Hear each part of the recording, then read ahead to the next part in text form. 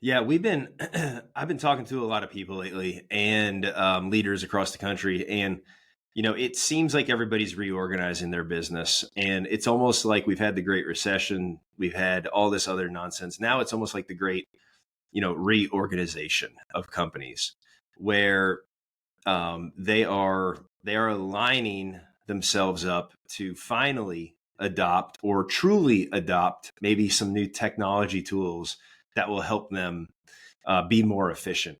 Now, with that, I've seen companies fail at implementing that stuff because they don't communicate exactly what you said, that vision. They don't make their employees or coworkers feel comfortable with what's around the corner and what's new. I mean, the definition of fear is, fear cannot be felt if you know what's coming. Fear is based on the unknown, right?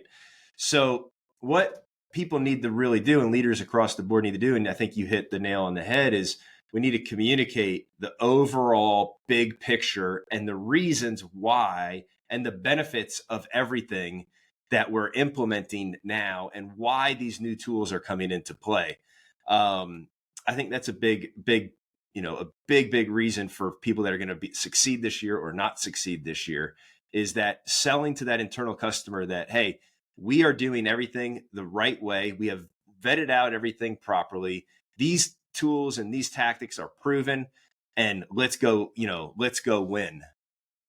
Well, and here's the big thing.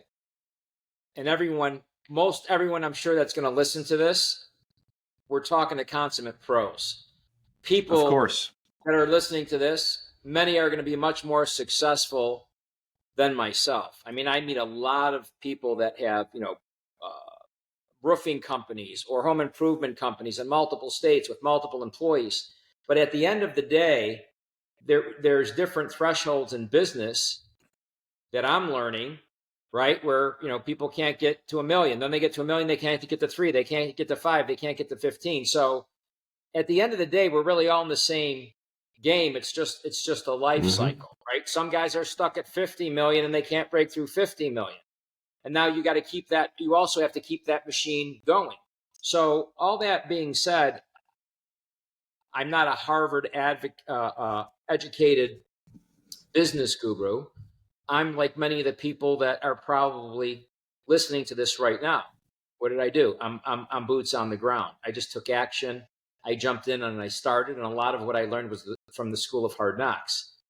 That being said, when you get back to basics still work, in my opinion. Now, there's ways to leverage things to do basics. And I know technology can be overwhelming. Every day I'm getting hit. You need this technology, then you buy it, and then there's another piece of technology because this has a gap, and then you need to buy another piece of technology to run both of those if you want to automate a dialer. So, and then they don't fit together. And then they don't fit together, right? But at the end of the day, if you don't move forward, you're going to get swallowed up. So yeah, all that being said, what's the answer? You have to constantly be moving forward, and just like investing, you're looking at the end of the day, you're not going to win on every single investment. You just want more investments to win, right? Or earn or gain than ones that lose. So in short, if today's day and age, get back to basics. What's your vision statement? What's your mission? Is the mindset of your people right? Because mindset is everything. And when the mindset is clean and you're going back to basics and everyone has the vision and everyone knows what they can do to overcome the existing, to your point, obstacles in the marketplace, then I think people are just accepting of it and it's all systems go, and they'll charge forward, with that much more passion and diligence and tenacity. Yeah. Without the right mindset, I'll take mindset over anything. You have a killer mindset, you're ready to go and do anything to win, ready to learn, be coachable. All that comes with the right mindset. Speaking of the right mindset, you mentioned Dave Yoho's show earlier. We are going to be Power 100. I am going to be on stage with the #1 CEO in the country, James Freeman, as well as another advisory board member, Steve McNary, talking about creating a culture of accountability down in Houston at the Peak Profit Summit on May 1st. But I'm curious from your perspective on these events. Why is it that I see the most successful people, leaders, CEOs, owners at events like this year in and year out? Why are the most successful people doing this? Well, we're in a high-tech world, but I personally like to be high-tech and high-touch.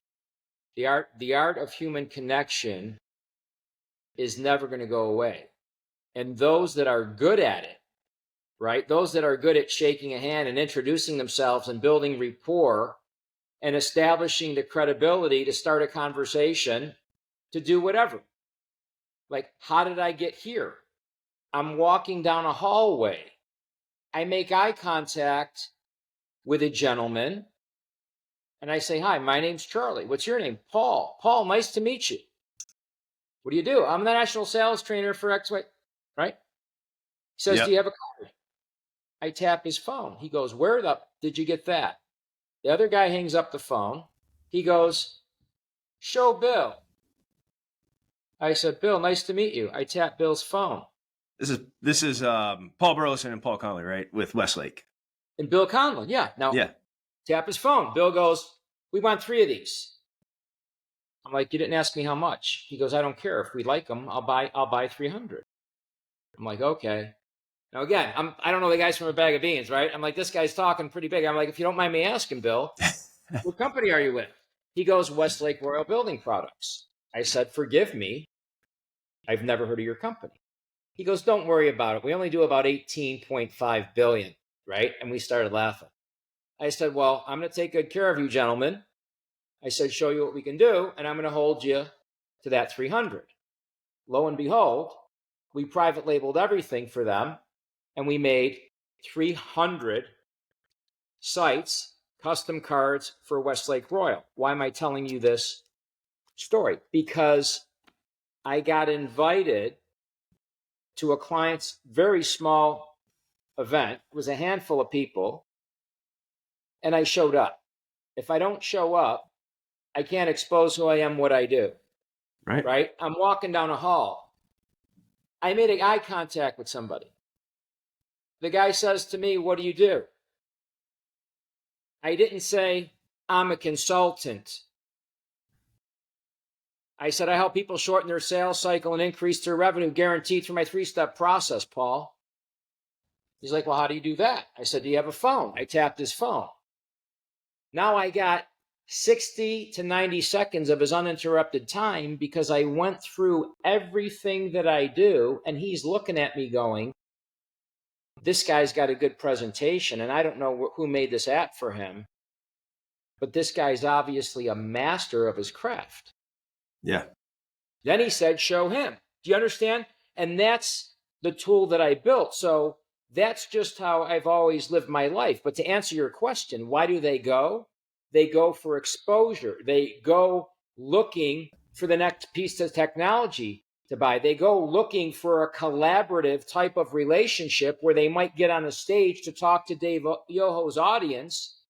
That's a very loyal audience, right? Because Dave's been around for and I say this respectfully, right? And has a reputation for decades, longer than I've been alive. Yeah. Like he's the OG He of is. sales, and right. And when I met Dave, I was actually pissed that I didn't know who he was, and I should have been studying his stuff 20 years ago. So I say all that to say that's why people go, and that's why I go. And I'd never be on this program right now or be on your board had I not shown up.